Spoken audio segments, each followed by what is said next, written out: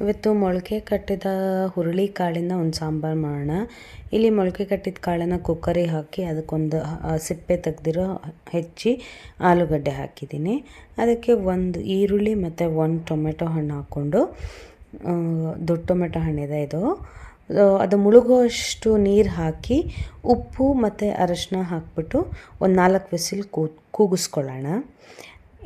ಅದು ಕೂಗುವಷ್ಟರಲ್ಲಿ ಪಕ್ಕದಲ್ಲಿ ಒಂದು ಪಾತ್ರೆಯಲ್ಲಿ ನುಗ್ಗೆಕಾಯಿ ಬೇಯಿಸೋಕೆ ಇಟ್ಕೊಂಡಿದ್ದೀನಿ. ಒಂದು ಸ್ವಲ್ಪ ನೀರು ಹಾಕ್ಕೊಂಡು ಸ್ವಲ್ಪ ಉಪ್ಪು ಹಾಕ್ಕೊಂಡು ಅದು ಆಗಬೇಕಾದ್ರೆ ಇಲ್ಲಿ ಮಿಕ್ಸಿ ಜಾರಿಗೆ ಒಂದು ಅರ್ಧ ಈರುಳ್ಳಿ, ಒಂದು 2 ಲವಂಗ, ಒಂದು ಸಣ್ಣ ತುಂಡು ಚಕ್ಕೆ, ಮತ್ತೊಂದು 4-5 ಎಸಳು ಬೆಳ್ಳುಳ್ಳಿ, ಸ್ವಲ್ಪ ಶುಂಠಿ, ಒಂದು ಟೊಮೆಟೊ ಹಣ್ಣು, ಆಮೇಲೆ ನಿಮ್ಗೆ ಎಷ್ಟು ಬೇಕೋ ಅಷ್ಟು ಕಾಯಿ ಹಾಕ್ಕೊಳ್ಳಿ.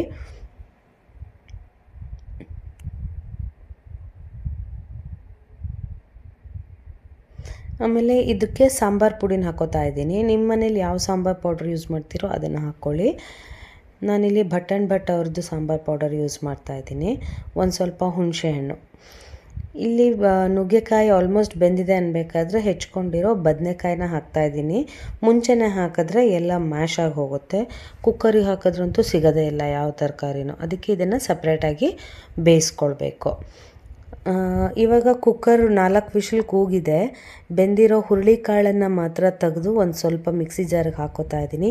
ಸಾರೊಂದು ಸ್ವಲ್ಪ ಮಂದ ಬರುತ್ತೆ ಅಂತ ಹೇಳಿಬಿಟ್ಟು, ಟೇಸ್ಟು ಚೆನ್ನಾಗಾಗತ್ತೆ, ಅದಕ್ಕೋಸ್ಕರ. ಇದೊಂದು ಸ್ವಲ್ಪ ತಣ್ಣಗಾದ್ಮೇಲೆ ನೈಸಾಗಿ ರುಬ್ಕೊಳ್ಳೋಣ.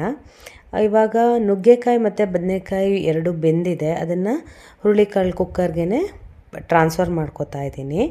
ಅದಾದಮೇಲೆ ರುಬ್ಬಿರೋ ಮಸಾಲೆನ ಹಾಕ್ಕೊಂಡು ಎಷ್ಟು ಬೇಕೋ ಅಷ್ಟು ನೀರು ಹಾಕಿಬಿಟ್ಟು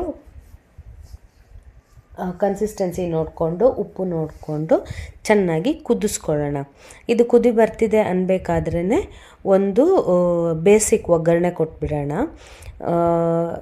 ಎಣ್ಣೆ, ಸಾಸಿವೆ, ಜೀರಿಗೆ, ಕರಿಬೇವು ಮತ್ತು ಒಣಮೆಣ್ಸಿನ್ಕಾಯಿ, ಹಿಂಗೆ ಬೇಕಂದವರು ಒಂದು ಸ್ವಲ್ಪ ಹಿಂಗೆ ಹಾಕ್ಬಿಟ್ಟು ಒಗ್ಗರಣೆ ಕೊಟ್ಕೊಳ್ಳಿ. ನನಗಿಲ್ಲಿ ಒಗ್ಗರಣೆ ವಿಡಿಯೋ ಕ್ಲಿಪ್ ಮಿಸ್ ಆಗಿದೆ, ಅದಕ್ಕೋಸ್ಕರ ಹಾಗೆ ಹೇಳ್ತಾ ಇದ್ದೀನಿ. ಈಗ ನನ್ನ ಒಗ್ಗರಣೆ ಹಾಕಾಗಿದೆ. ಇವಾಗ ತುಂಬ ಚೆನ್ನಾಗಿರುತ್ತೆ. ಒಂದು ಸರಿ ಟ್ರೈ ಮಾಡಿ. ಇಷ್ಟ ಆದರೆ ಲೈಕ್ ಮತ್ತು ಶೇರ್, ಸಬ್ಸ್ಕ್ರೈಬ್ ಮಾಡಿ. Thank you.